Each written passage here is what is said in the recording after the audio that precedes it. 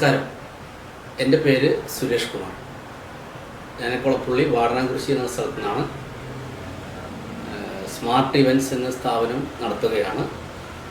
കഴിഞ്ഞ 8 വർഷമായിട്ട് smart events catering and decoration എന്ന പേരിൽ വാടനാംകുറിശി നല്ല രീതിയിൽ പ്രവർത്തനം നടന്നുകൊണ്ടിരിക്കുന്നു.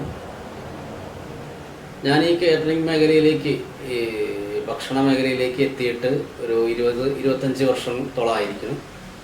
ഞാൻ വേറൊരു കാറ്ററിംഗ് യൂണിറ്റിലാണ് വർക്ക് ചെയ്തിരുന്നത്.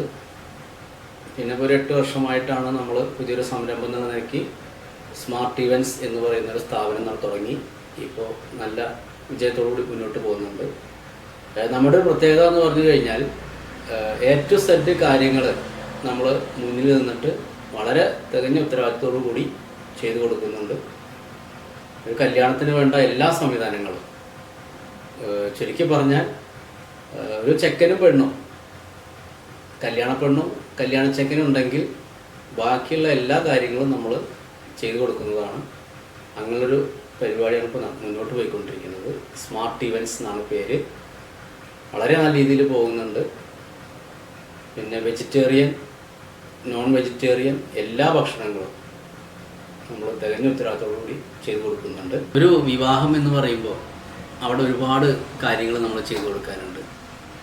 തലേ ദിവസം രാവിലെ മുതൽ ഭക്ഷണം, അതുപോലെ വൈകിട്ട് ഹൽദി, അതിന് വരുന്ന സ്റ്റേജ്, അതിന് വരുന്ന സൗണ്ട് സിസ്റ്റം, പിന്നെ പിറ്റേ ദിവസം കല്യാണ ദിവസം രാവിലെ അവർക്ക് വേണ്ട ഭക്ഷണം, മുല്ലപ്പൂ, കല്യാണമാല, അതുപോലെ അവരുടെ സ്റ്റേജ് എന്ന് പറയുമ്പോൾ ബാഹുബലിയുടെ മോഡലുള്ള സെറ്റ് ഉൾപ്പെടെ നമ്മുടെ കയ്യിലുണ്ട്. അതുപോലെ ഉച്ചഭക്ഷണം, വൈകിട്ടുള്ള പരിപാടി. ചുരുക്കി പറഞ്ഞാൽ അവർക്ക് പിറ്റേ ദിവസം വിരുന്നിന് പോകാനുള്ള ബേക്കറി ഉൾപ്പെടെ നമ്മൾ കൊടുക്കുന്നുണ്ട്. A to Z ഒരു കല്യാണത്തിന് വേണ്ട എല്ലാ കാര്യങ്ങളും നമ്മൾ ഒരു കുടക്കീഴിൽ എന്ന രീതിയിൽ നമ്മൾ ചെയ്തു കൊടുക്കുകയാണ്.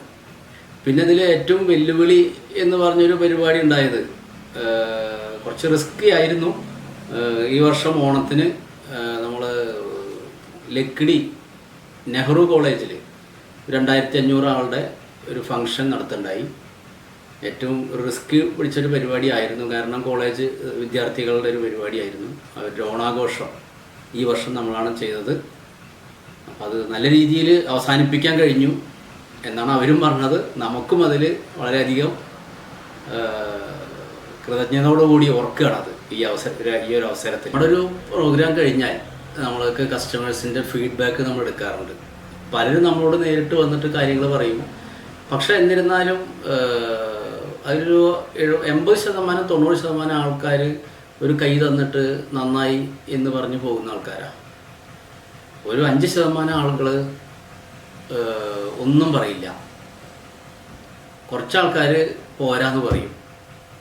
പക്ഷെ കറക്റ്റായിട്ട് ഒരു 5-6% ആളുകൾ നമ്മളോട് അതിൻ്റെ പോരായ്മകൾ, ഒരു സദ്യ ഇല്ലെങ്കിൽ ഒരു റിസപ്ഷൻ, എന്തായാലും അതിൻ്റെ പോരായ്മകൾ നമ്മളോട് നേരിട്ട് പറയാറുണ്ട്.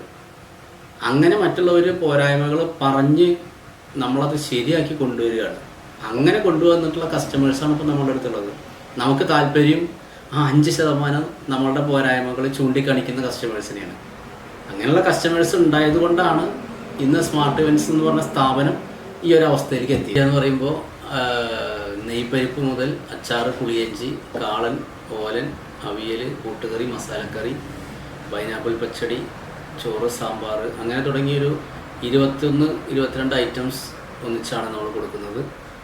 അതുപോലെ നോണാണെങ്കിലും ബിരിയാണി, തലശ്ശേരി ബിരിയാണി, ദം ബിരിയാണി, ഗീ റൈസ്, അങ്ങനെയുള്ള ബിരിയാണികളും, പിന്നെ കറികൾ, ചിക്കൻ കടായി, ചിക്കൻ വറുത്തരച്ചത്, പിന്നെ ചിക്കൻ 65, ഷവായി, എല്ലാ സംവിധാനങ്ങളും, ഐസ്ക്രീമാണെങ്കിലും ഫ്രഷ് ജ്യൂസുകൾ, അങ്ങനെ എല്ലാ സംവിധാനങ്ങളും നമ്മൾ കൊടുക്കുന്നുണ്ട്.